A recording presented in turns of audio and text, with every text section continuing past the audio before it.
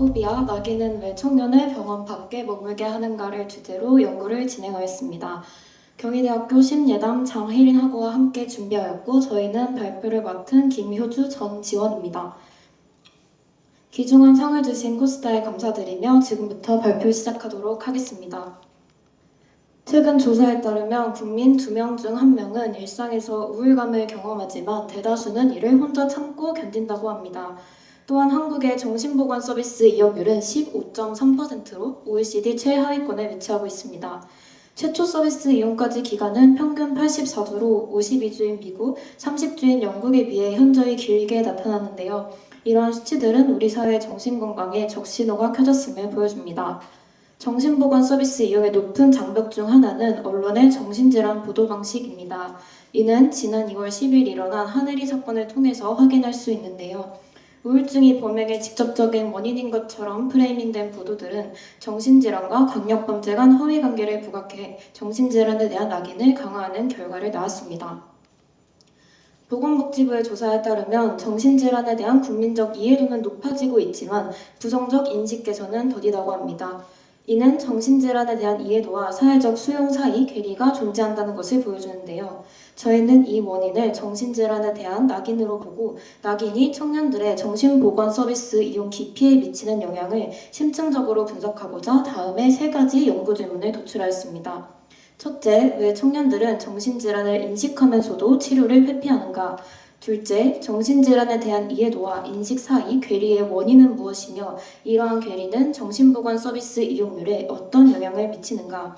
셋째, 정신건강 서비스 이용의 기피를 심화시키는 사회적 요인은 무엇이고 사회적 불안정성과 낙인 간 상관관계가 존재하는가? 이 3가지 연구 질문을 바탕으로 데이터 분석을 진행해서 질문에 대한 답을 도출해 나가는 과정으로 연구를 진행하였습니다. 저희는 코스다의 서울시민 정신건강 실태조사 2022를 주요 데이터로 하여 분석을 진행하였습니다. 여기에 국가통계포털과 통계청에서 제공하는 다양한 수치들을 추가적으로 활용하였습니다. 분석은 SPSS 프로그램을 활용해서 카이제곱 상관 회귀 분석을 수행하였고 분석 결과를 바그래프와 상관계수 히트맵을 통해 시각화하였습니다. 데이터를 선정하는 과정에서 가장 고민했던 부분은 정신건강 관련 데이터에 대한 접근성이었습니다. 민감한 정보를 다루고 있는 만큼 타 데이터에 비해서 접근과 분석에 있어 여러 제약이 존재하였는데요. 이로 인해서 연구 초기 분석에 적합한 데이터를 찾아내는 데 어려움을 겪었습니다. 특히 구체적인 정신과 이용 현황을 보여주는 데이터를 어떻게 확보할지에 대해서 많은 고민이 있었는데요. 다양한 데이터를 검토한 후 정신보건 서비스 이용률을 보여주는 데이터로 국가통계포털에서 제공하는 정신질환에 대해 F코드로 진료받은 실인원수를 조작적으로 정의하여 선정하였습니다. 이와 함께 통계청에서 제공하는 1인 가구 비율, 합계 출산율, 고등교육 이상 인구 비율, 부패 인식지수를 활용해서 사회적 불안정성과 정신건강 서비스 이용률 간의 관계를 살펴보고자 하였습니다. 데이터 시각화 과정에서 최우선으로 고려한 부분은 강조였는데요. 다양한 수치들 속에서 어떻게 저희가 발견한 유의미한 통계값과 핵심적인 결과값에 시선을 집중시킬 수 있을지를 깊이 고민했습니다. 이를 위해서 색상을 적극적으로 활용하였는데요. 집단 간 차이를 보여주는 데이터는 대조적인 색상을 사용해서 그 차이를 직관적으로 부각하였습니다. 이따 슬라이드에서 보실 수 있겠지만 병수 간 상관관계를 나타내는 히트맵의 경우에는 색상의 점진적인 변화를 통해서 상관계수의 크기를 한눈에 파악할 수 있도록 하였습니다. 비카인드 데이터를 시각화하는 과정에서는 언론이 만들어내는 정신질환에 대한 낙인이라는 소주제와 직결되는 키워드를 가장 크고 진하게 표현했습니다. 이러한 시각화 전략을 통해서 방대한 정보 속에서도 연구의 핵심 메시지가 명확하게 전달되도록 그리고 연구의 발견에 대한 명확한 이해가 가능하도록 심혈을 기울였습니다. 연구의 핵심 제재가 되는 낙인은 선행 이론을 바탕으로 대중적 낙인, 개인적 낙인, 제도적 낙인의 3가지로 구분하였습니다. 이 낙인들은 상호작용을 통해 청년들의 정신보건 서비스 기피에 있어 주요 원인이 된다고 가정하였고 특히 대중적 낙인과 제도적 낙인의 영향이 강력히 작용할 것이라 예상하였습니다. 주 데이터 분석에 앞서서 다음과 같이 데이터를 전처리하였습니다. 기존 5개의 연령 범주를 19세부터 39세 청년층, 40세 이상의 중장년층 2개의 범주로 재구성하였고 정신건강 서비스 비이용 원인을 묻는 문항을 선별하여 변수로 활용했습니다. 카이 제곱 분석 결과 기록이 남아 취업 등 일상에 부정적으로 작용할까 봐의 이유에 대해 집단 간 통계적으로 유의한 차이가 나타났습니다. 이는 청년층은 입시와 취업 과정 중에 서류 기반 평가에서 불이익을 받을 것을 우려해 중장년층보다 제도적 낙인에 더욱 민감하게 반응한다는 것을 보여줍니다. 서비스를 받을 정도의 문제라고 생각하지 않아서의 응답 또한 집단 간 차이를 보였는데요. 중장년층은 정신건강 문제를 개인의 문제로 보는 경향이 강한 반면에 청년층은 의료 및 상담 개입의 대상으로 인식하는 경향이 더 크게 나타났습니다. 이는 정신건강 문제에 있어서 세대 간 인식 차이가 존재한다는 것을 시사합니다.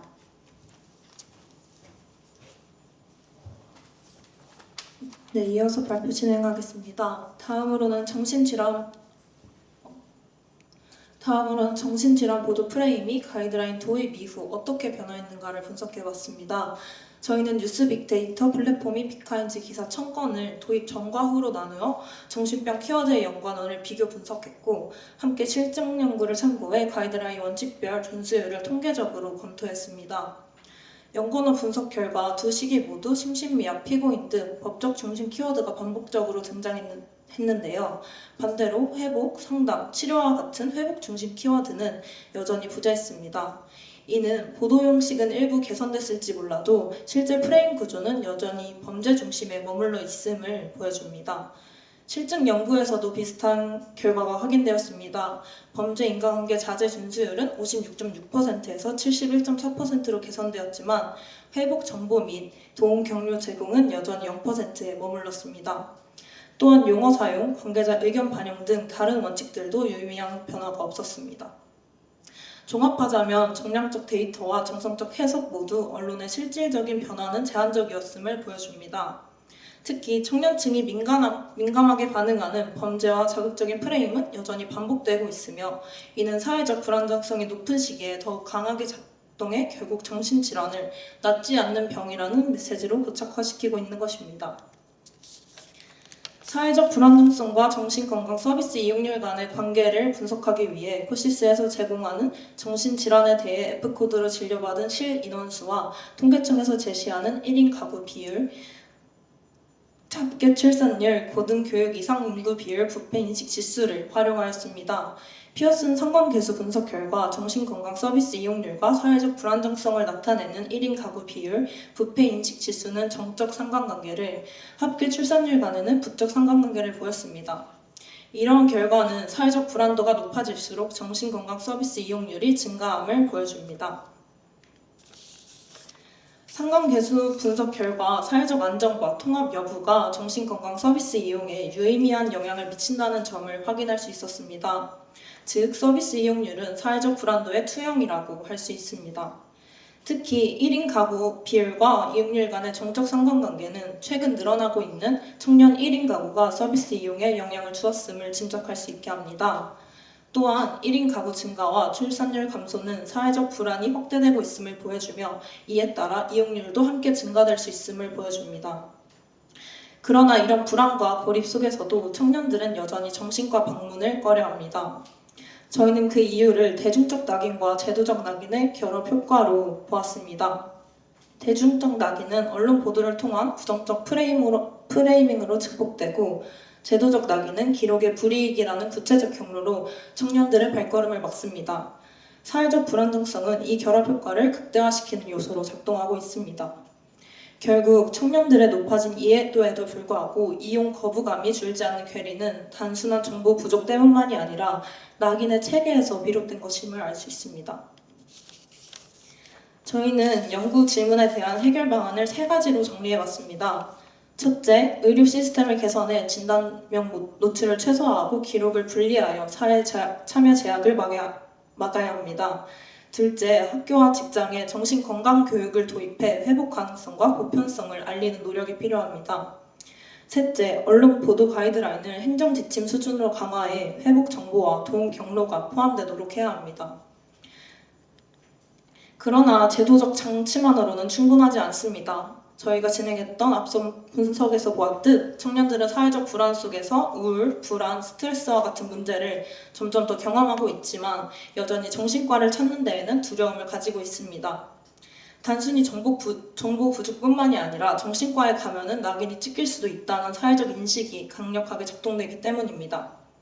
따라서 앞으로 저희에게 필요한 것은 사회 전반의 인식 전환입니다. 정신건강 문제는 특정인의 약점이 아니라 누구나 겪을 수 있는 보편적인 경험입니다. 감기에 걸리면 병원을 찾듯이 정신과 치료 역시 자연스러운 과정이라는 인식이 마련될 때 청년들은 더 이상 주저하지 않고 도움을 청할 수 있지 않을까요? 정신과 방문 이력이 약점이 아니라 회복의 과정으로 받아들여지는 사회, 그 사회에서 우리는 낙인의 악순환을 끊고 일상 속 불안을 덜어낼 수 있을 것이라 생각합니다. 이상으로 발표를 마치겠습니다. 감사합니다.